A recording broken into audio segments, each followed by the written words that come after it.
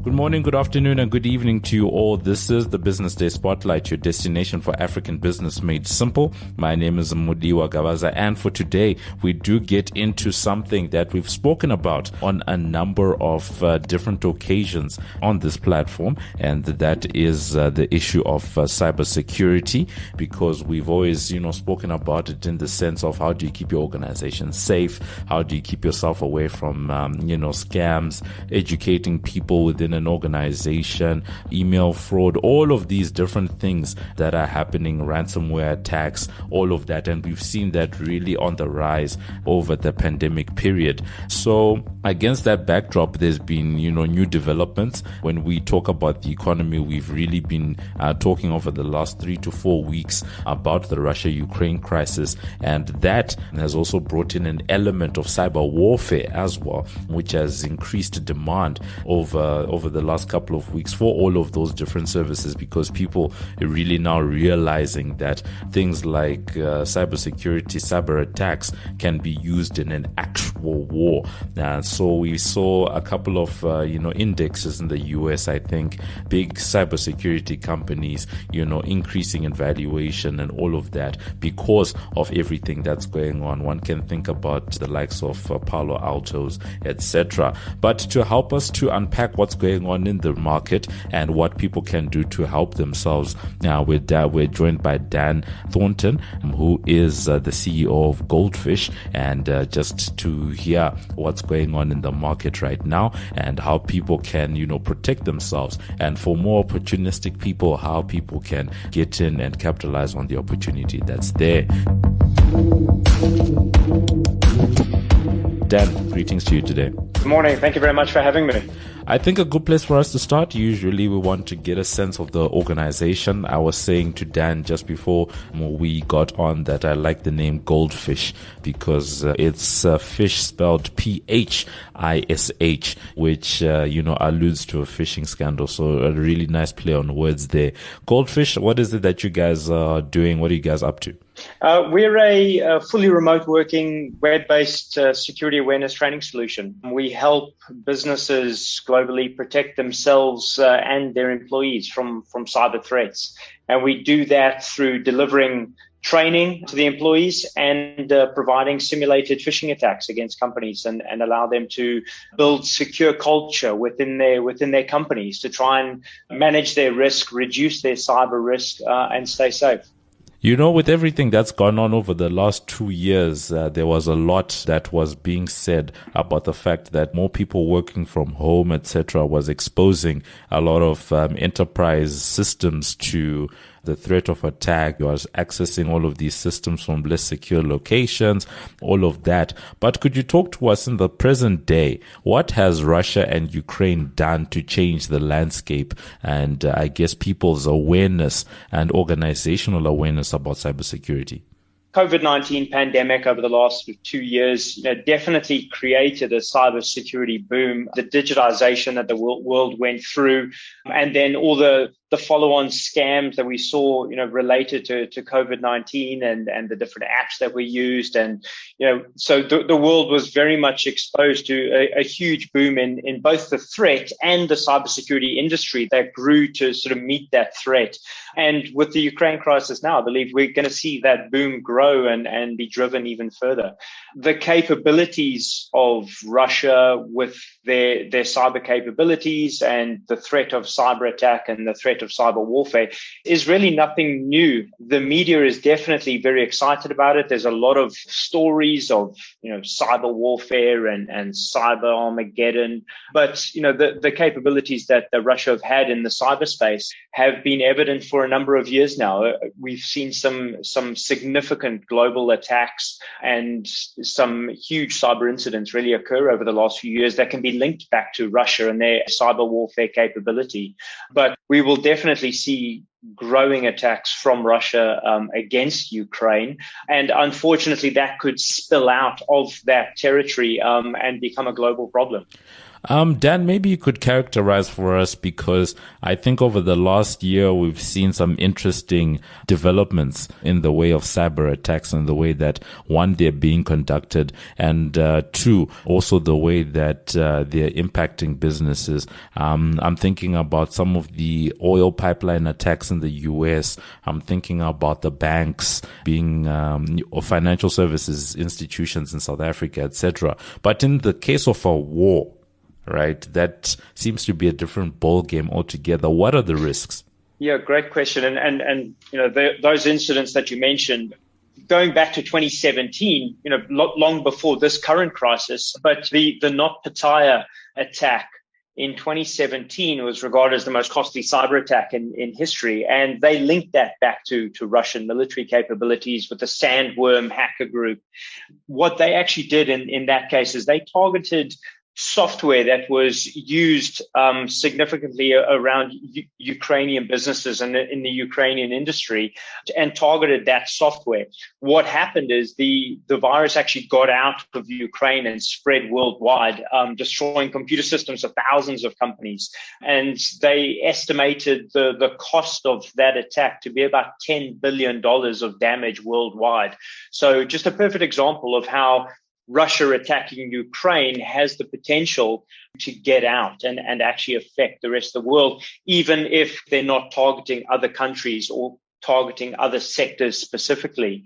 In 2020, the SolarWinds attack, again, linked back to Russian capability and Russian threat actors. They hacked SolarWinds, which is a maker of network management software, and through that hack actually gained access to about 18,000 of its customers. So this very clearly outlines what the industry refers to as supply chain risk. One company can be hacked and all of their customers can then be impacted by that. And that's what we could see coming out of the current crisis and Russian capability there.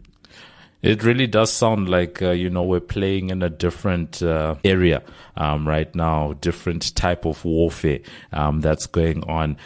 But from what you can see, right, because there's been this increase in awareness, etc., where are the actual risks? And when I say where are the risks, I mean we've already seen the Russians participating in cyber warfare of some sort for years now. One can think about whatever meddling is said to have happened in the U.S. election where Donald Trump was elected. All of those things that are spoken about when it comes to Russia.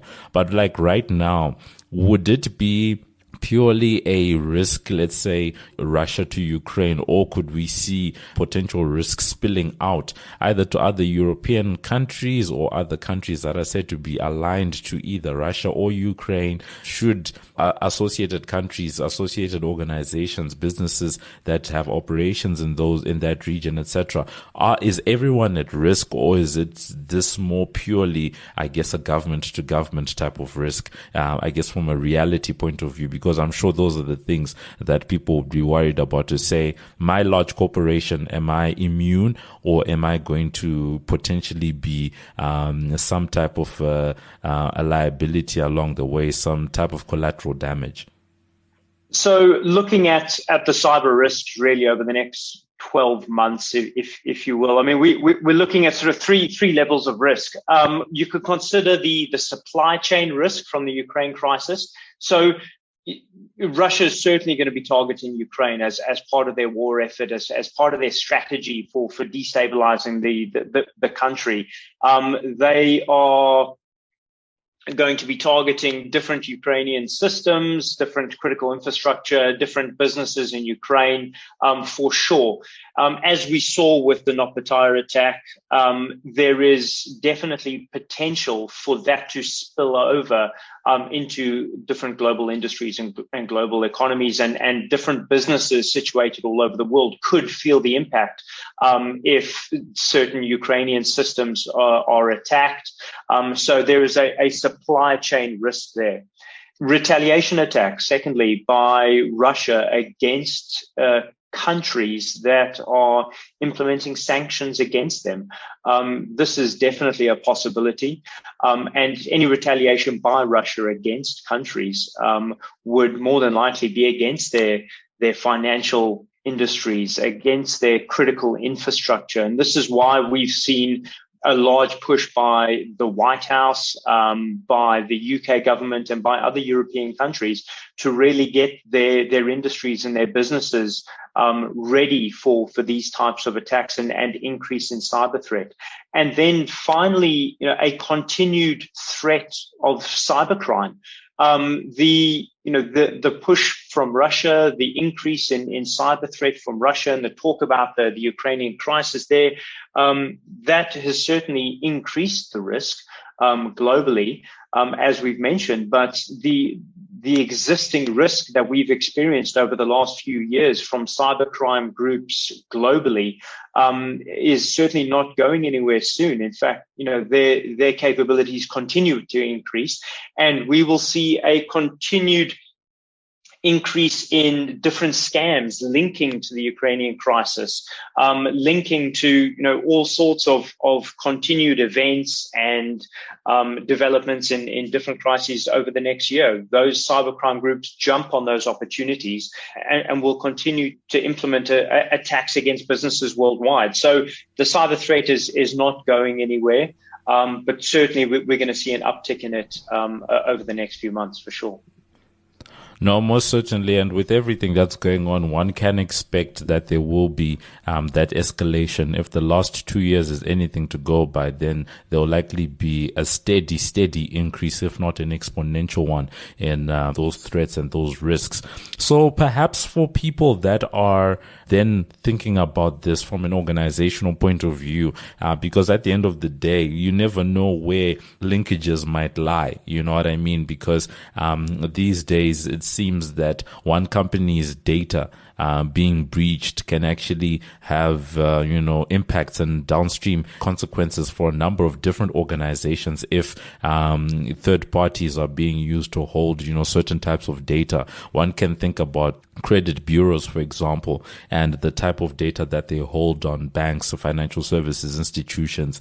Getting into one of those doesn't only expose the credit bureau, but also the data of the financial services institutions that are feeding into that. So it's really, a big issue, and everyone needs to be vigilant. So bringing it back to the work that you guys said as GoldPhish you're doing, how can organizations be protecting themselves right now, particularly around the culture? Because I think from all the research I've personally done, it seems human error tends to be quite a big point of vulnerability.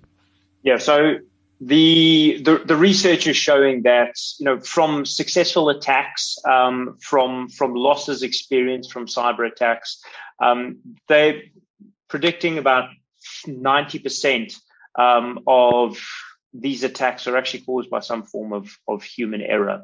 And so it's really just building up, as you say, a culture within organizations, just an understanding from the CEO of businesses down to the intern. Absolutely everybody in an organization needs to understand the seriousness of cybersecurity, understand the importance of protecting data, protecting systems, protecting devices within an organization, and really starting to take security a lot more seriously than it has been in the past. We're at a point now where cybersecurity is a vital business risk, and it's a responsibility for the board to take very seriously, for business owners to take very seriously and start investing in.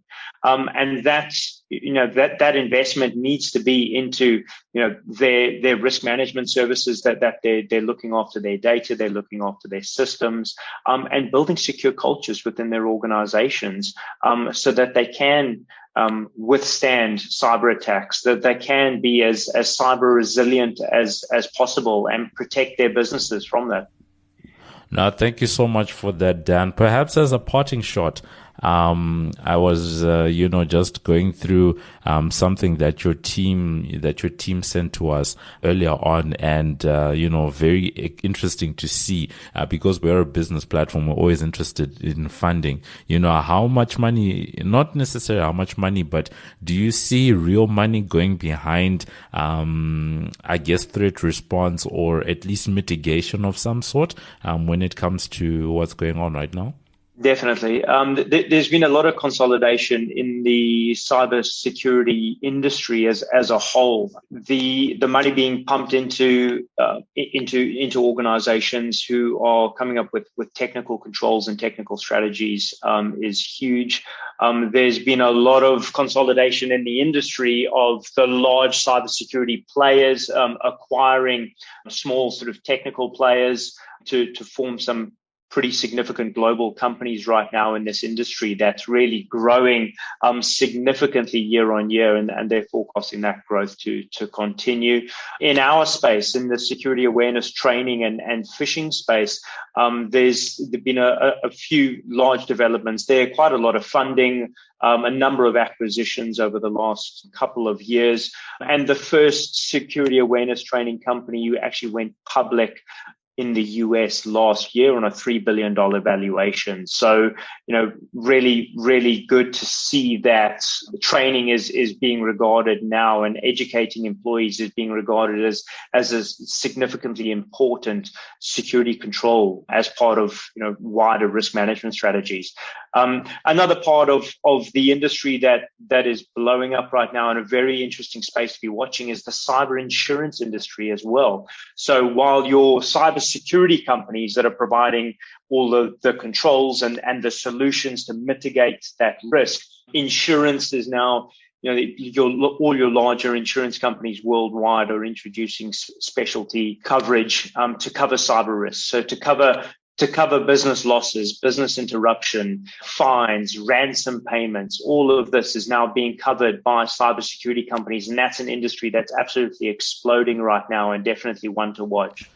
Certainly a lot to watch, in the sector. And we thank so much Dan Thornton, who is the CEO of GoldPhish, giving us some insight into the state of cybersecurity right now. Insight around the fact that the Russia-Ukraine crisis has really changed the landscape, heightening the need for cybersecurity, but also at the same time heightening the type of awareness that is needed, and also at the same time just making organizations cognizant of the fact that they do need to protect themselves. And from an economic point of view, we've seen a couple of cyber attacks that, have been crippling to infrastructure, even going on to impact some oil prices, supplies of real world goods, etc. So it can really go, pear-shaped really quickly if things do go wrong. And one of the things that he's talking about is the fact that organizations need to